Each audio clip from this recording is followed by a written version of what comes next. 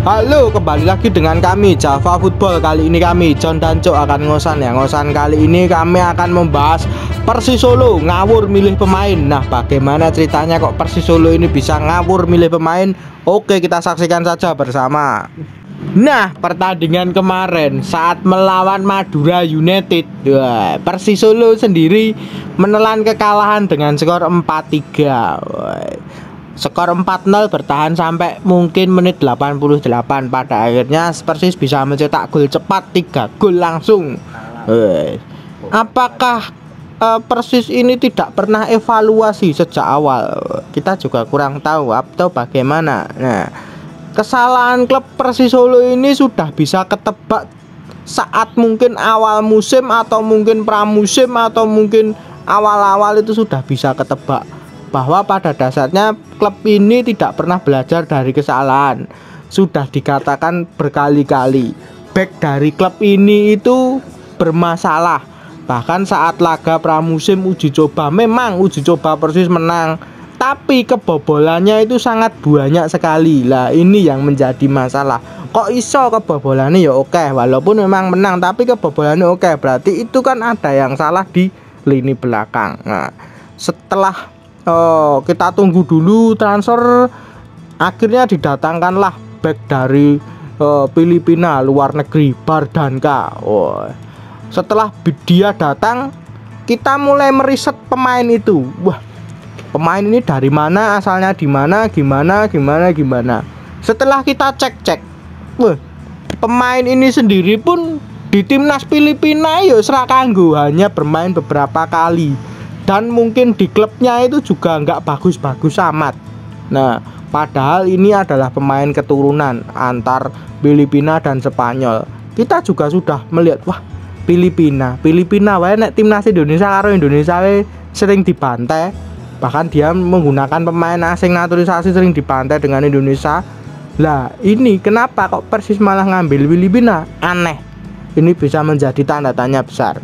Dulu waktu pengambilan CDB, pengambilan Rodriguez dan lain-lain ini kita juga kurang setuju karena mungkin kalau untuk target Asia, nah kenapa mengambil JDT gitu? Wong JDT wae nanti akan tempuk kita, gitu berarti tempuknya musuh-musuh klub-klub Malaysia ngono. Wong JDT bawah gitu. Nah, kenapa diambil gitu? Maunya nek mau target Asia ya harus ngambilnya langsung Jepang, minimal Jepang, Korea atau ya Eropa ya sing top gitu.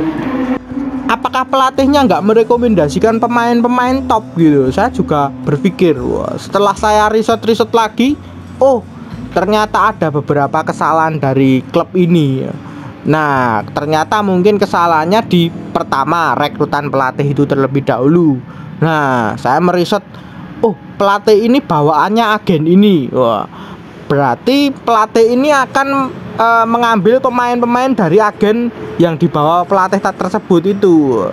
Nah, seperti contohnya CDB, Bardanka, Rodriguez itu pemain bawaannya pelatih ini, bawaannya agen gitu. Jadi satu agen dengan pelatih. Nah, jadi nggak mungkin lari jauh-jauh gitu Pak. Seperti apa ya, Thomas Doll dulu waktu merekrut Kudela gitu kan jauh sekali itu. Wah, Thomas Doll kan yang merekomendasikan pemain-pemain bagus. Lah, Kremencik gitu itu kan berbeda seperti itu. Nah, kalau ini kan pasti yang direkrut hanya satu agen tersebut, pelatih itu ya. Ini problemnya dari klub Persis sebenarnya. Nah, perekrutan soal pemain, kenapa kok Persis Solo nggak bisa merekrut pemain-pemain top gitu?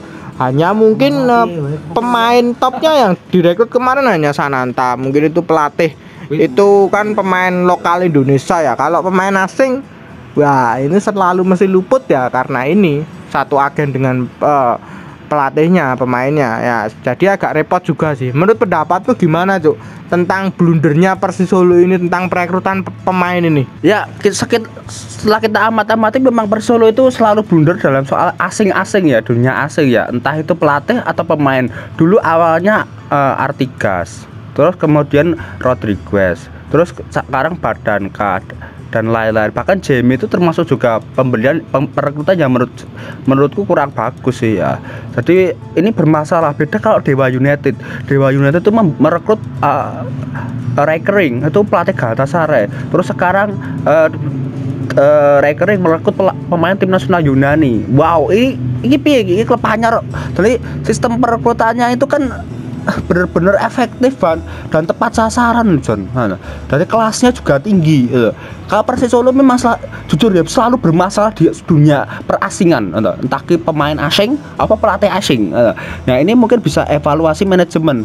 Tapi kita juga sudah berbicara ya, John, soal evaluasi manajemen. Tapi memang kan dari manajemen Persis sendiri masih belum bisa open lah ya, karena pas awal musim selesai putaran kedua dan memulai awal musim liga itu sebenarnya kita sudah juga berbicara bahwa ini untuk musim selanjutnya dari segi pelatih asing, dari pemain asing yang perlu dievaluasi.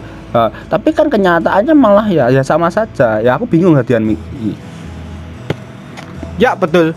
Kukira Persis Solo ini 1 abad akan berkutik di papan atas, atau mungkin dengan pembelian pemain-pemain bintangnya, atau mungkin berkualitas.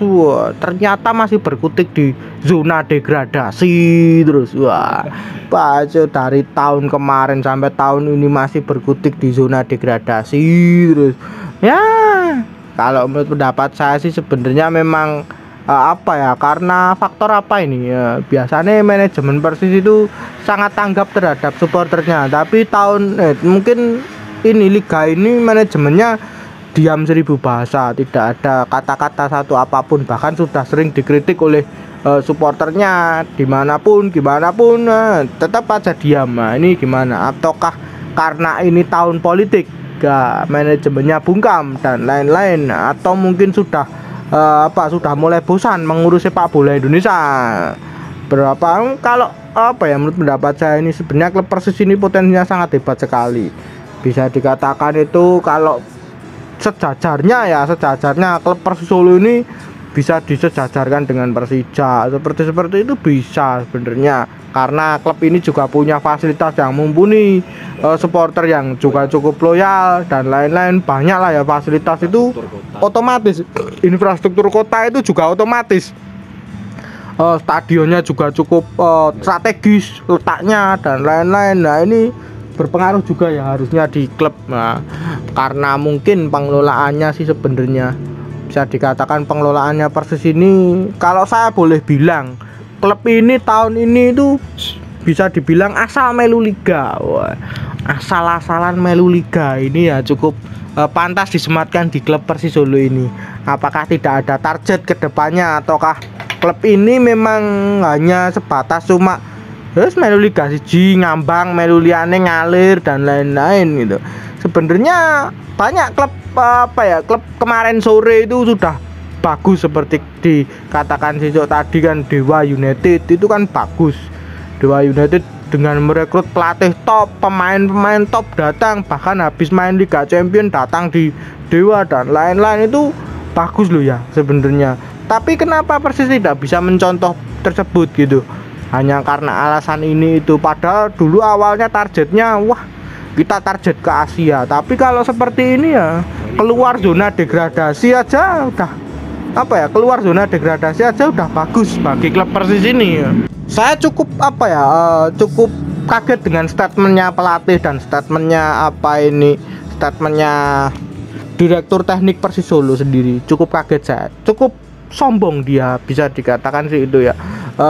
Sudah tahu kelemahan Persis ini, back Jamie dipastikan absen dan lain-lain, penutupan bursa transfer kemarin hampir penutupan ya, belum penutupan itu, mereka berstatement bahwa pada dasarnya kita tidak mau menambah pemain, kita tidak butuh menambah pemain. Ini cukup statement yang cukup menurut pendapat kami itu sombong sekali ini. Bahkan back saja mereka masih kurang-kurang, masih amburadul, tapi masih berani berstatement seperti itu. Apakah nanti akan terbukti gitu? Menurut pendapatmu gimana, Cuk, dengan tidak menambahnya pemain lini belakang Persis Solo ini yang masih banyak minus ini? Ya, ini memang bursa transfer ya sudah ditutup kan. Jadi ya susah ini, harusnya dipikir dari awal sih ya. Ini memang ya kayaknya memang Persis Solo tahun ini ki wis ora kaya tahun-tahun biyen John. Dulu itu memang awalnya ke start naik ke Liga 1 itu memang dari manajemen sangat bersemangat sekali, terus dari ya melakukan uji coba internasional, pengembangan ini. Tahun ini kok bleret ya, entah dari segi teknis maupun non teknis. Saya heran loh ini. Lesu, apakah tahun politik aku nggak tahu ya ini ya. Ini kan harusnya kan ini momen 100 tahun, benar seperti yang John tadi omongkan, 100 tahun itu harusnya Persis membuat gebrakan yang luar biasa. Tapi kan ekspektasi kita itu memang nggak tercapai. Ternyata Persis ada blur tahun ini. Ki piye aku ya ora ngerti ya. Ya betul sekali ya, ekspektasi tahun ini sebenarnya Persis ini wah di bawah rata-rata saya. Wah, harapannya sih nggak degradasi aja sih kalau untuk tahun ini Persis, saya harap sih. Nah mungkin itu saja perbincangan kita tentang Persis Solo ini. Jangan lupa like, comment, dan subscribe.